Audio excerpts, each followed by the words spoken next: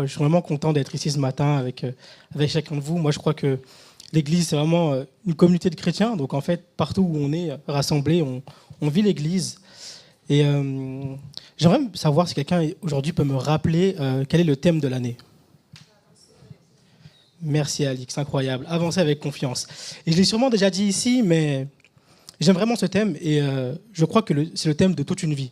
Je ne pense pas qu'un thème, en tout cas même pour les thèmes précédents, je ne crois pas qu'il s'arrête à l'année 2025, mais qu'on peut les emmener avec nous tous les jours. J'espère qu'en 2026, on continuera à avancer avec confiance. Et je ne sais pas si vous le savez, mais un des versets, une des expressions les plus dites dans la Bible, c'est ne crains pas et n'aie pas peur. Et je crois que rien n'est écrit au hasard dans la Bible. Je me suis posé la question de pourquoi c'est écrit autant de fois. Et je crois que si c'est écrit autant de fois, c'est parce qu'on a besoin que la parole de Dieu nous rappelle à quel point nous ne devons pas craindre et nous ne devons pas avoir peur. Et si aujourd'hui on veut pouvoir ne pas avoir peur et ne pas craindre, il faut qu'on puisse avoir la foi. Je ne crois pas que ne pas craindre, ne pas avoir peur dépend uniquement de nous, mais je crois que ça dépend aussi d'une intervention divine, que Dieu aussi intervienne dans nos vies. Là, on peut avoir peur, là, on peut avoir des craintes. Et c'est le titre de mon message ce matin, c'est « Faisons de la foi notre état naturel ». Donc, après tout, qu'est-ce que la foi ? Donc, dans Hébreux 11, verset 1, il y a écrit « Or la foi, c'est la ferme assurance des choses qu'on espère, la démonstration de celles qu'on ne voit pas ». Et je vous invite à lire tout le chapitre 11 quand vous aurez le temps, parce qu'il parle de plusieurs personnes qui ont eu la foi dans la Bible. Et la foi, c'est vraiment ce qui nous permet d'avancer malgré les circonstances. Ce n'est pas uniquement une croyance ou une confiance active qui pousse à avancer et à agir. C'est une confiance enracinée en Dieu, en sa parole, en ses promesses. Au-delà des apparences, c'est un don de Dieu. Dans la Bible, nous avons plusieurs personnes qui ont fait preuve de foi, que ce soit des hommes ou des femmes. On a Abraham, qu'on appelle également le père de la foi. On a Joseph, qui malgré tout ce qui a pu lui arriver, il a toujours gardé la foi. On a Daniel, Esther, Ruth et plein d'autres. Mais ce matin, je vais parler de David. Et plus particulièrement à la période où il est en fuite. Saül en veut à sa vie et il est en fuite. Et c'est mon premier point ce matin, c'est une foi à toute épreuve. Et je vais lire 1 Samuel 24, versets 3 à 8, donc si vous voulez prendre vos Bibles, soit numérique ou papier. Saül prit 3000 hommes d'élite, choisis sur tout Israël. Il alla à la recherche de David et de ses hommes jusque sur les rochers des bouquetins. Il arriva à des parcs à brebis qui étaient près du chemin. Là se trouvait une grotte où il entra pour satisfaire un besoin naturel. David et ses hommes se trouvaient au fond de la grotte. Les hommes de David lui dirent « Voici le jour où l'Éternel te dit « Je livre ton ennemi entre tes mains. Traite-le comme tu le jugeras bon. » David se leva et coupa doucement le pan du manteau de Saül.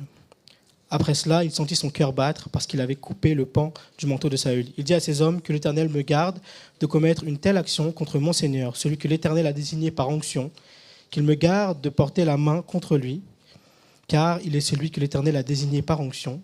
Par ces paroles, David arrêta ses hommes et les empêcha de se jeter sur Saül. Puis, Saül se leva pour sortir de la grotte et continua son chemin. Ce récit nous montre que la foi de David n'était pas uniquement théorique, mais c'est une foi qui s'exprime vraiment dans l'épreuve. Ce n'est pas une foi qui s'exprime quand tout va bien, mais également quand tout va mal. À ce moment-là, David est éprouvé, c'est un moment compliqué pour sa vie. Et quand David se retrouve dans la grotte, il n'est pas là par hasard. Il est en fuite depuis quelques mois, il dort dans des grottes, il vit avec la pression constante d'un roi qui veut sa mort. Et voilà que Saül entre dans la grotte seul. Alors, humainement, c'est l'occasion de rêver.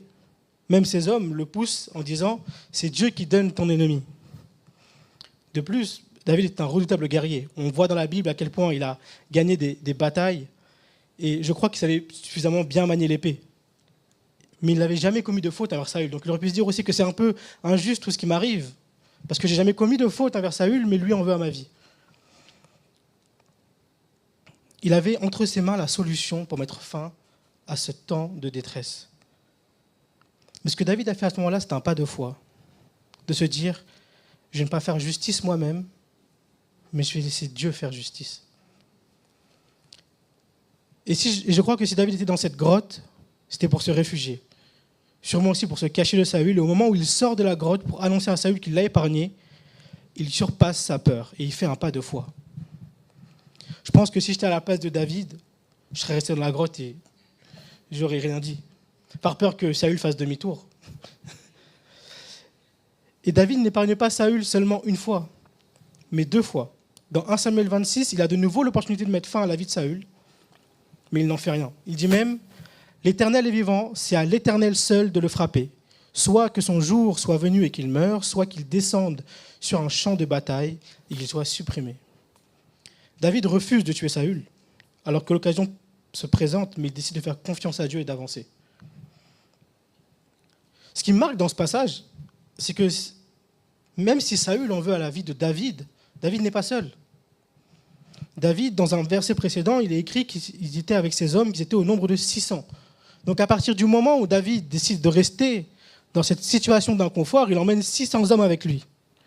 Alors je ne sais pas pour vous, mais c'est plus simple de faire un pas de foi quand il ne s'agit que de nous et de nous-mêmes que quand il s'agit de 600 personnes avec nous. À ce moment-là, David est responsable de la vie de ses hommes. C'est un peu comme leur dire, écoutez, c'est un peu compliqué ce que je fais en ce moment, mais on va continuer. Et je crois qu'il faut une foi énorme pour assumer ce genre de décision avec 600 hommes derrière nous. Je ne suis pas sûr ici que tout le monde connaisse 600 personnes. Donc je ne sais pas si on pourrait vraiment s'imaginer. En tout cas, moi, non.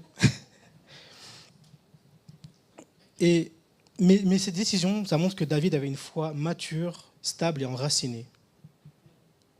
Et ce n'est pas la première fois qu'il en fait preuve. Je crois que quand David a affronté Goliath, c'était aussi un pas de foi. Physiquement, Goliath était impressionnant. Il dit dans la Bible qu'il faisait 3 mètres.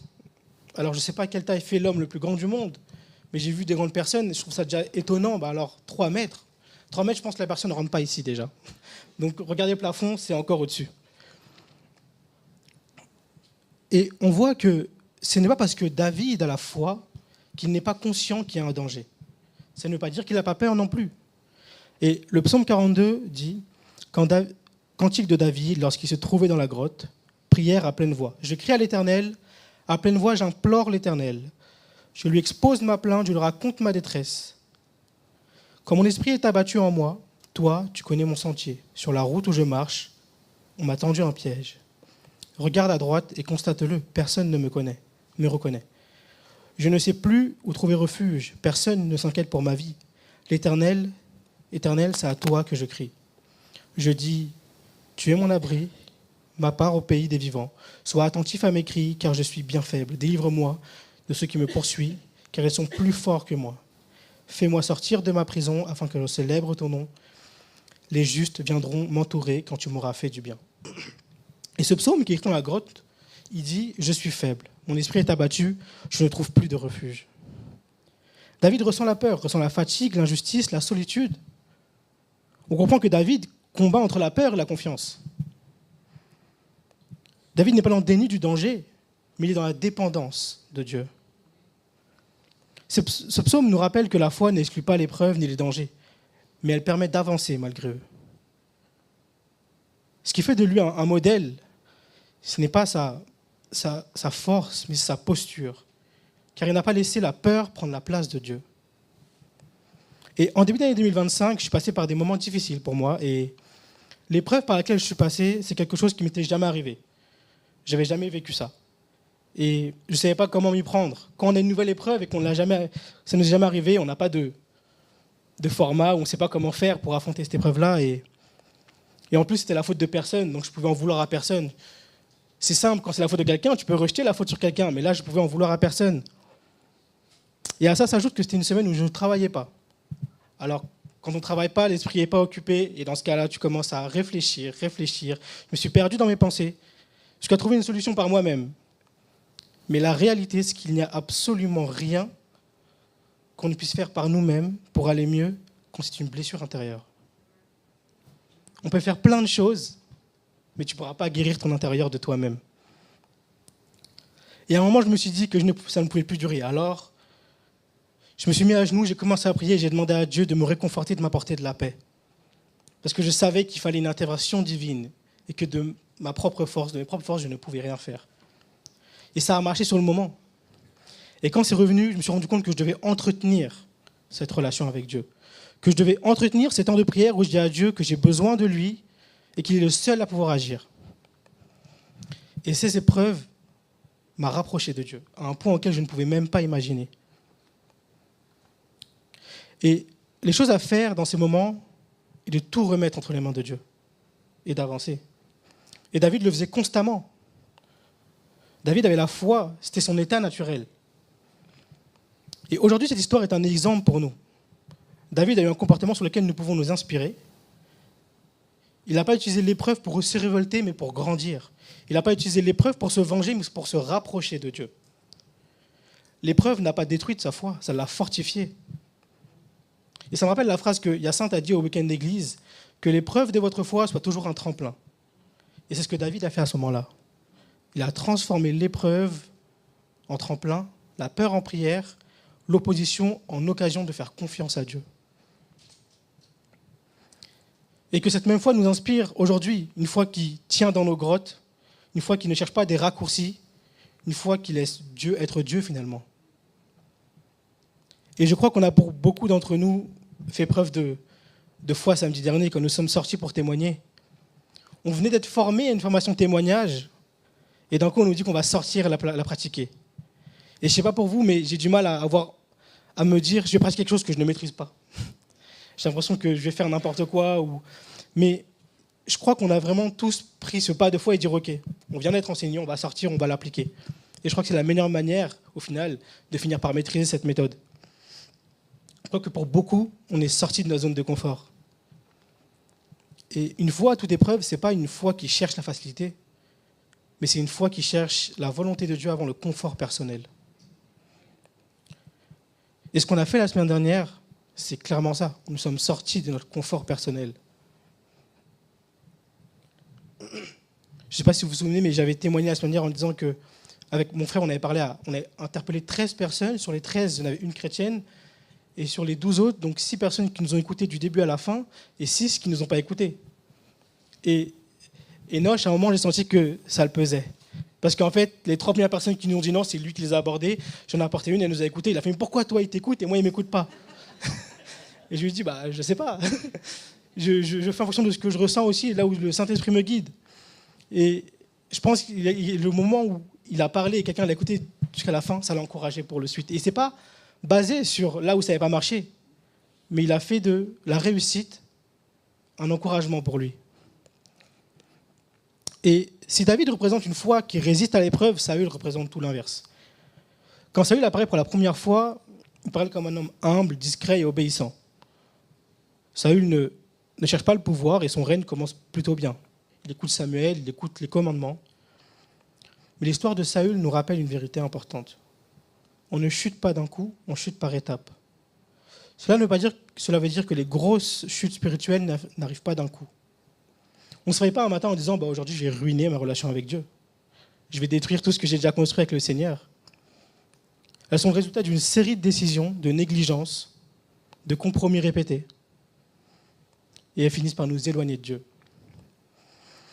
Et je crois que la première étape par laquelle Saül est passé, c'est que tout commence par quand on néglige les détails.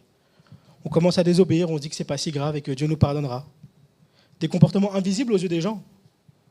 Mais c'est le début du glissement vers le bas. Ensuite, notre cœur s'endurcit. On ne se repent plus immédiatement, on justifie nos décisions, on refuse d'écouter les conseils. On veut garder le contrôle et à force, on devient insensible. Je crois qu'il est important de pouvoir écouter les conseils des personnes qui nous entourent. Il y a un mois environ, j'ai cassé l'écran de mon ordinateur. Il faut savoir que mon ordinateur, c'est quand même un outil que j'utilise quotidiennement. Et je me suis dit, écoute, c'est juste l'écran, je vais brancher un écran et ça a fonctionné. Et en fait, j'avais utilisé une méthode qui faisait que ça ne fonctionnait pas. Et après, j'ai lâché l'affaire. Et hier, Pierre m'a dit, mais tu as déjà essayé de brancher un écran direct? Je l'ai fait, ça marche. Ça fait 1 mois et demi que j'ai plus d'ordinateur. Et je me rends compte qu'en fait, j'avais la solution. Et ce qui est drôle, c'est que le conseil qu'il a donné, j'aurais pu le donner moi-même à quelqu'un, mais je ne l'ai pas eu sur le moment. Et c'est quelque chose de très simple. Mais alors, ça va tellement changer mon quotidien parce que ne plus avoir d'ordi quand on a un et que tu utilises tous les jours, c'est compliqué. Je fais vraiment tout sur mon ordinateur et je crois que c'était même compliqué pour la communication au niveau de l'église. À chaque fois, je faisais la gazette pour la mettre sur le site. Et je disais à Anne-Marie, j'ai pas d'ordi, est-ce que tu peux la poster en ligne? Et du coup, c'est elle qui devait le poster en ligne. Et c'est pas évident de travailler comme ça en décalé. Mais pour revenir aux étapes de la chute de Saül, l'étape 3, c'est qu'on s'habitue au compromis. Ce qui nous choquait avant ne nous choque plus. Ce qui était dangereux nous paraît maintenant normal. Et ensuite, la 4e étape, c'est la chute visible.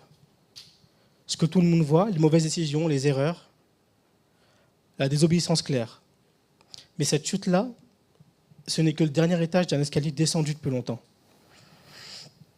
Saül a laissé la peur remplacer la foi. Et Saül n'a pas chuté parce qu'il voulait tuer David, mais tuer David est une conséquence de sa chute. Mais la chute commence bien avant qu'elle soit visible.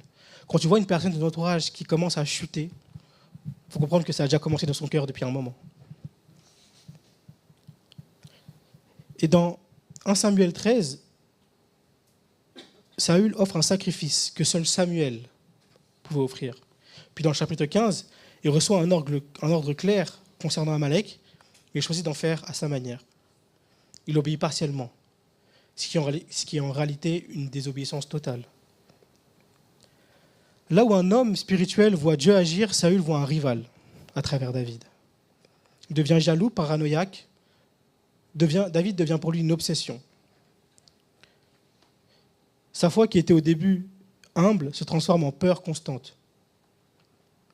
Puis à la fin, il finit même par consulter une médium tellement il est loin de Dieu, alors qu'auparavant on lit que c'est lui qui les a chassés du pays. Il est capable de revenir sur des décisions qu'il a lui-même prises avant. Et ça fait de Saül, l'homme qui a été choisi par Dieu, oint et établi par Dieu, finit sa vie dans la confusion, la peur et la désobéissance. Et la vie de Saül nous enseigne que la foi, ce n'est pas un événement, c'est quelque chose qu'on entretient. L'humilité du début ne garantit pas la fidélité à la fin. Saül avait commencé humble, mais il n'a pas cultivé son cœur. À l'inverse de David, qui n'a pas laissé Dieu transformer son caractère, il n'a pas cherché la présence de Dieu quand il avait peur. Il a cherché à contrôler les choses par ses propres forces. Et Saül mettait sa foi en lui-même, en ses émotions, et même en des solutions occultes quand il consulte un médium.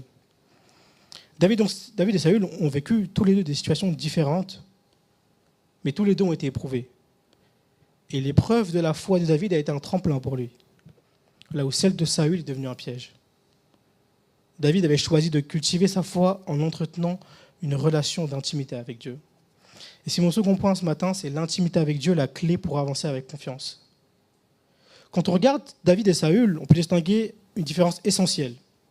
David en tenait une intimité avec Dieu et Saül non. Cette intimité qui a fait toute la différence dans leur capacité à avancer, à affronter les épreuves et à tenir dans les moments les plus difficiles. La relation que David avait avec Dieu était la source de sa force. Pourquoi David, au milieu de la grotte, persécuté injustement par Saül, trahi et isolé, décide de garder la foi? Mais parce que sa relation avec Dieu n'était pas superficielle. Son intimité avec Dieu devient son refuge, sa force et sa boussole. Elle n'était pas basée uniquement sur les victoires publiques, mais sur les rencontres secrètes. Je crois que si nous voulons construire une foi stable avec le Seigneur, nous devons passer du temps dans le secret avec le Seigneur. Et ce n'est pas sa stratégie, ni ses ressources, ni ses relations. C'est son cœur connecté à celui du Père qui lui permet d'avancer et de ne pas perdre courage. L'intimité a transformé la peur en assurance. Et dans 1 Samuel, chapitre 21 à 22, on voit que David a peur pour sa vie. Il fuit à Nob, puis à Gath, puis dans la grotte. Mais au lieu de se laisser paralyser par la peur, il décide de transformer chaque fuite en moment de recherche avec Dieu. C'est pendant cette période qu'il écrit des psaumes comme le psaume 54 où il y a écrit « Mais Dieu est mon secours, le Seigneur est le soutien de ma vie » ou le psaume 57 où il dit « Je te louerai parmi les peuples, Seigneur, je te chanterai parmi les nations ». Et à plusieurs reprises dans la Bible, on voit que David cherche la direction de Dieu. On voit qu'il consulte l'Éternel, qu'il reconsulte et qu'il reconsulte encore. Souvent, c'est écrit de cette manière-là. On voit écrit « Consulte à l'Éternel »,« Consulte de nouveau »,« Consulte encore ». Je crois que c'est une façon aussi d'appuyer sur le fait qu'il consulte de base. Et c'est quelque chose qu'il refait. Et même en fuite, même dans l'incertitude et l'inconfort, David ne prend pas des décisions sans chercher Dieu. Ce n'est pas la situation qui lui dit comment faire, ni la peur, ni la pression extérieure, mais c'est la voix de Dieu qui lui indique la solution. L'intimité avec Dieu était son quotidien. Ce n'est pas dans les palais que David a appris à faire confiance en Dieu, c'est dans les champs, la solitude, les grottes, les larmes. C'est là que sa foi s'est solidifiée. David était capable d'avancer avec confiance parce qu'il savait qui marchait avec lui. À l'inverse de David, Saül a perdu la foi parce qu'il n'a pas cultivé cette intimité. Il ne cherchait pas la présence de Dieu, il consultait des hommes, mais pas Dieu. Il a réagi à la peur, mais pas dans la prière. Sa vie spirituelle était basée sur des cérémonies et pas sur tellement de temps de communion. Sur les apparences, pas sur la relation avec le Père. Et c'est pourquoi, quand l'épreuve arrive, il n'y a rien sur quoi s'appuyer. Sans intimité avec Dieu, notre foi s'essouffle. L'intimité avec Dieu, c'est ce qui régénère notre foi, apaise nos craintes, il nous empêche de glisser comme Saül, et au contraire nous donne le courage d'avancer comme David a avancé. Et on choisit d'avancer avec confiance, non pas parce que le chemin est facile, mais parce qu'on sait que Dieu nous accompagne. David ne cherchait pas Dieu uniquement quand ça allait mal, il le cherchait tout le temps. C'est quelque chose de constant dans sa vie. Alors que Saül, lui, le cherchait quand il avait besoin, quand il était désespéré. Et l'intimité ne se construit pas en un jour, mais chaque jour. Et elle se nourrit dans nos prières, nos méditations de la parole, nos louanges, nos actions d'obéissance et nos décisions quotidiennes. Je crois qu'on choisit dans nos décisions quotidiennes si on veut faire confiance à Dieu ou si on veut laisser agir. Et c'est ce que David a fait. Quand l'épreuve arrive, la foi ne s'effondre pas. Et j'invite chacun ce matin à transformer ses peurs en occasion d'intimité avec le Père.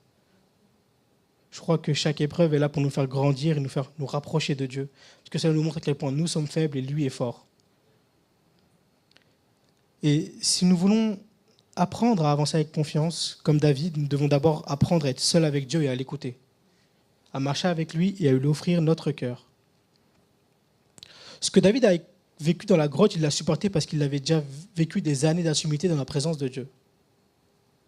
L'intimité n'a pas empêché l'épreuve. Ce n'est pas parce qu'on a une relation avec Dieu qu'on ne va pas être éprouvé. Mais elle l'a rendu capable d'y faire face.